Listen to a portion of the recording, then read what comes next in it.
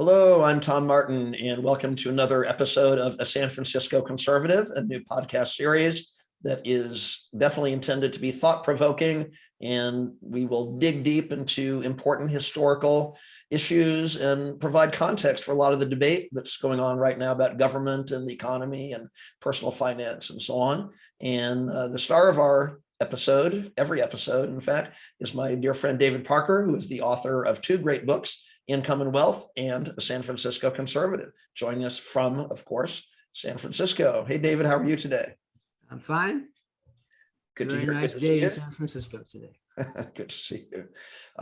It's interesting, to these conversations, I bring a journalist perspective because I spent 20 years as a producer for Good Morning America, CNN, PBS Nightly Business Report, and so on. And I'm keenly aware that, including covering Congress in Washington for CBS, and I'm keenly aware that a lot of the stories that we see on the nightly newscasts and whatnot, they are kind of superficial, to be honest. They try to capture what's really happening today, and that's important, but it lacks that historical context. And David, I really admire how you've gone back to school. You're a lifelong educator with students there in San Francisco, and your curiosity drove you to go back to school to really study at a graduate level these issues, and they really relate to your work in the world as an entrepreneur. What's your take on that? People that are really preoccupied by what's happening with the economy today versus those long-term trends that you've said should really reassure us. But the laws of economics, there's only 4 or 5. And one is that rates of return are timeless. Laws of economics, business, money are timeless. So there's no reason to have any anxiety. Graph goes like that. The economy's up, the economy's down, but it's never going too far up or too far down. It's generally progressing upward. Standard of living is improving, per capita income is improving. Any particular year, things might be rough. You should have a little savings, I suppose. There's nothing to be anxious about. It's not gonna, it can't last. Everybody has to eat, everybody has to have clothing and shelter. And when there's a recession because we overspent and overextension of credit, that stuff gets burned off. And when it's burned off, and population increases, demand increases, and that's the end of it. I didn't make this up. This is a JB Say, 1802. Yes. Supply creates its own demand. If you make something, you're making more than you need for yourself. So you want to trade that. You're a demander. Automatically, anybody who makes something is a demander. You have money in your hand, or you have a product or a good in your hand. That's really a profound economic theory. And the few laws of economics just reassure you. Yeah, no, that's good to know. It is reassuring to hear that. So going back a few years, maybe 50 years, you were getting started as a public school teacher there in the San Francisco schools. And I love how you've told me the story of how, again, the light bulb went on and said, maybe I should try my hand at investing or have an income producing asset of some kind, even on a very limited teacher salary. And so you've seen when that has been successful or not successful. And now you're very successful, if I may say so, which is really inspiring. And I'm just wondering how you think people should look at, the news reports of the day. Hey, the mortgage rate is such and such. Hey, today the Federal Reserve raised the interest rate to X level. How should people process that kind of news? Well, I have 2 books that I have written that are on the market now. And the first one is called Income and Wealth. I like to think of it as a bit of in the Andrew Carnegie gospel of wealth. I'd like people to think of it as a classic in economics, business, and money. Not just economics, business, and money. All my examples are from business, they're not academic examples. And that's one of my themes, is that the rates of return, for example, are timeless. Interest rates for savings are 1 to 2%. And that's what they've always been since Babylon. Rates of return on a mortgage are 2 to 3%. And that's what they are now. on a single family home. Interest rates are really low because the government stepped in and perverting the market. People who are living off their savings, in theory, are dying because they're not getting any interest on their savings right now. 0.1%. I'll just interrupt for 1 second. I hope you don't mind. So, because again, I think you have a reassuring message for a lot of people. If someone, and this as you know, when you've been interviewed by different radio shows and whatnot, they love your chapter about if you're a worker at McDonald's on a very limited income, you might think, I could not possibly create wealth. And you're saying that's wrong. And so what you're talking about now, people should not be discouraged. There's opportunity for all of us, right? Yeah, I give an example of an employee at McDonald's to give someone who's on minimum wage and with probably no business experience, and saying it isn't necessary. You don't have to know anything about business. You just have to have a goal, and that is to be financially independent. And you don't care what's happening in the news. You don't care. You can actually do what you want in life. You can open a restaurant, for example. And restaurants we know fail, but people love restaurants. You don't care just because you're financially independent. All of a sudden, your life opens up to you if you're not worrying about money. So I'm saying here, an employee at McDonald's, you save half your salary. A little Spartan lifestyle for a few years is not going to kill you. And maybe get your wife or get your spouse in on this. And if you're in San Francisco, where it's very expensive, get a childhood friend or somebody you really trust and go buy a third of a house, But what you want to do is buy an income producing asset with leverage. One a year for 10 years. You save half your salary. And you find there's so many ways to cut down on how much you spend. Everybody spends way over what they need to. People are on the road commuting, maybe an hour in the morning, an hour in the afternoon or more. Why don't you live around the corner from where you work and work that extra hour at time and a half? In San Francisco, minimum wage is higher than the nation because it's so expensive. It's $15 an hour. All of a sudden, you're working for $22.50 an hour for 2 hours a day times 5 times 4 weeks a year, 52 weeks a year. That's a lot more money coming in. And you can cut expenses by a loaf of bread in San Francisco could be $5, $6 because it's a shishi city. Why don't you buy a bag of oats for $5 and make 50 loaves of bread? This is no end once you start thinking about how to get your costs down. Yeah. And then the whole thing gets easier as the years go by. Pretty soon you have depreciation from the real estate. I said real estate, you want an income producing asset. You can go buy the corner store, then buy the next corner store, buy a truck. Pretty soon you have a fleet of trucks. You're in business. You don't have to know anything. You don't have to know anything. So it is inspiring and reassuring, and it does seem to be a mindset, in terms of it's possible for me. It's not like I'm not excluded from this great opportunity. It's possible for all of us. It's great. San Francisco has had waves of immigrants, and those are the people who own the properties in San Francisco, not the native borns. The Italians came in 1900s. They bought everything. They bought the wine country lands. They knew to buy it. A.P. Giannini was in San Francisco. He's the person who founded Bank of America. He says the worker they would come into his office, want a loan. He knew that they didn't even have a job. He knew they don't speak English. He loaned them the money. Culturally, he knew they would pay it back.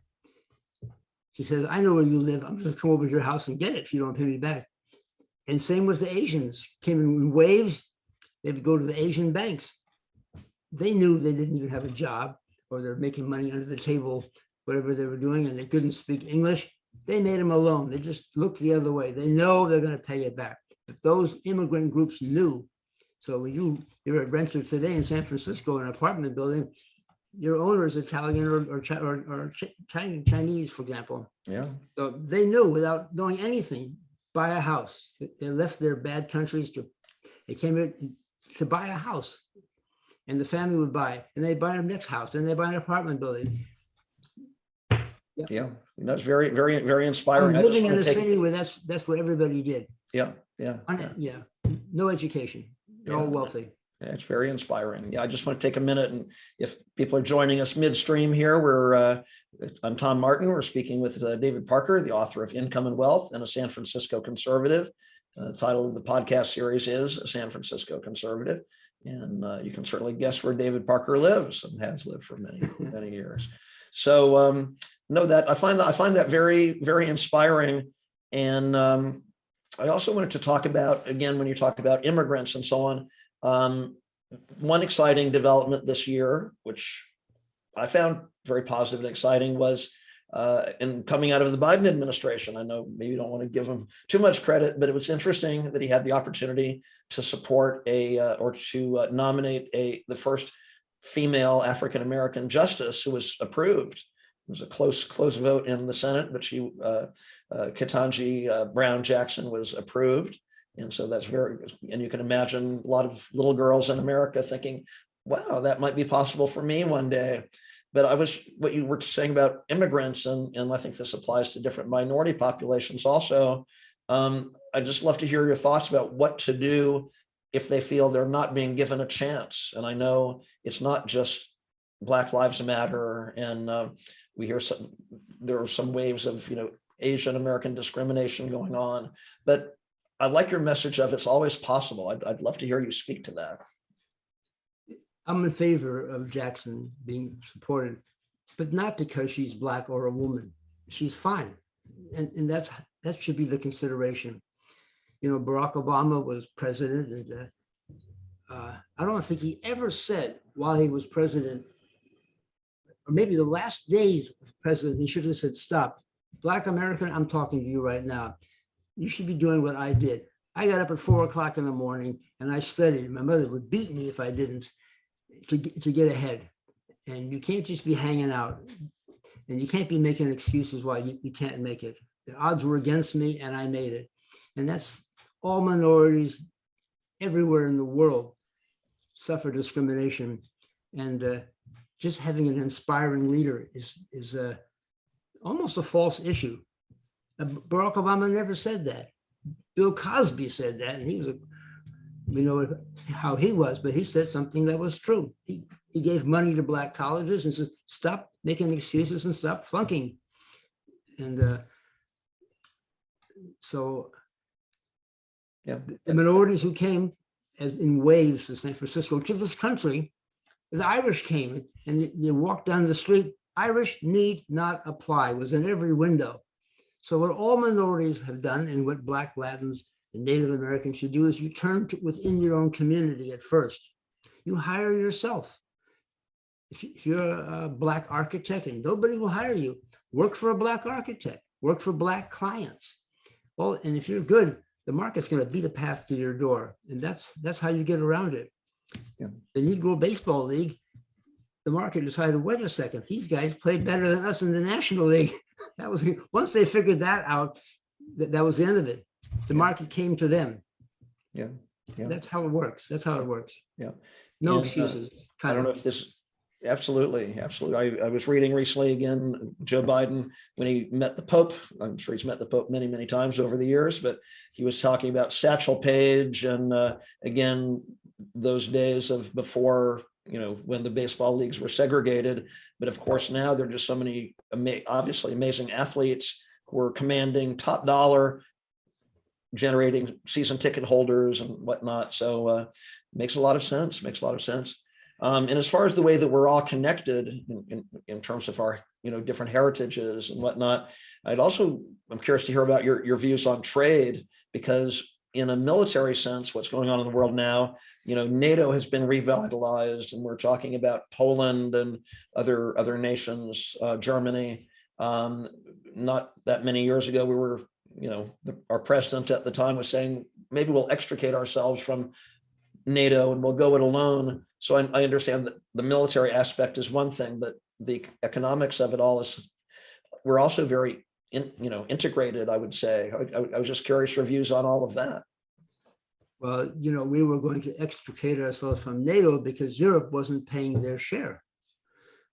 And said, why are we doing this? And you're able to subsidize your social programs because you're not paying for any military. That's why you can afford it. And even then you can't afford it. They're paying for their social programs by borrowing, just like we are. Not as bad, but they're not. National defense is part of what the country is supposed to do. And so Putin might be a master chess player, but life isn't chess. You can't plan ahead totally. And he brought NATO back. He brought Europeans are going to remember that they were once great nations themselves and stop being little babies and step up to the role. And the economy, we're realizing, can be a force. I mean, if everybody says, we're not buying anything from Russia anymore, Russia is going to collapse because Russia is a banana republic. They don't produce anything in Russia. They have natural resources, and that's all they have. You don't buy Russian cars. You don't buy Russian anything. Even the Russians don't buy their own products. All the stores say Johnson and Johnson or Office Max or Starbucks, McDonald's. I'm just joking here, but they don't produce anything. A little space, but that's not a market. That's not a market. Yeah. No, it's interesting. So Speaking they're of, going to feel it. They're going to feel it. Yeah. Eventually. Speaking of Russia, I know we just have a couple of minutes left in this episode, but I'd love to stick with Russia for a moment. I had a nice dinner with an uncle of mine who was in the oil business and he does some international deals now. He's in his 80s, and he said he'd done some joint ventures in the USSR and then Russia, and it was fascinating to see like the fast growth of capitalism in that country. But of course, the rug was all pulled out from under it because of that absolute government control. Like you said, Vladimir Putin. And I know in your books you've written about the socialist experiment and so on. And I mean, can we in the United States learn lessons from what happened over there? I'm not sure it's the lessons that I want us to learn. I used to think that, for example, China, by loosening up their economy, would eventually not be able to loosen up their social and political sphere because they're interconnected. And it's turning out at the moment not to be true. They can loosen the economy and have a tight grip on everything else. And so Russia can do that. And that might be just a part of a nasty short-term future. Otherwise, those things are so China is going to will hit a wall eventually. Already, they regret the no-child policy or one-child policy. They have tremendous labor shortage in China. They're going to be like Korea and Japan very soon. The cost of a product from China is going to rise. Their standard of living is going to be our standard of living. They'll have no competitive advantage whatsoever. And their population is so big, they can maintain themselves on one level, but they're going to have the same problems that we have. Yeah. India is the only country left that can produce something at a low price. Yeah. I guess to close on, we probably should wrap it up in a moment or two, but speaking of those Asian nations such as South Korea, what's their secret? They've become pretty successful in the last decade or two. Yeah, some people don't want to admit it, but they think that the government helped those countries get a start. And I say in my Income and Wealth, but it's not quite true. That the few industries that the government stepped in failed. The industries they didn't step into, automobiles and electronics and stuff like that, those are the ones that took off in those countries. Not the subsidized shipping or the subsidized farming. That didn't go anywhere. And they have a high savings rate in those countries. So people have so much money to invest, they don't have to borrow. So they work long hours, they invest their money, And the government is not so much in the economy. They're benefiting from a free economy, and then they also loosened up their social and political environment. So they became like us. Our successes shouldn't be a mystery. To progressives, it's a mystery, but to the rest of the world, it's not. Yeah, that's fascinating. It's an interesting time to be alive, and so many lessons to be learned. And we are grateful to you for opening our eyes to many of these things. And but it's not that interesting a time. yeah, absolutely. And so I would encourage everybody to pick up a copy of David's two books, Income and Wealth and A San Francisco Conservative. You can do that by visiting davidparkeressays.com. You can also, of course, go to Amazon and buy the books right there. So thanks, David. It was great being with you. Appreciate it.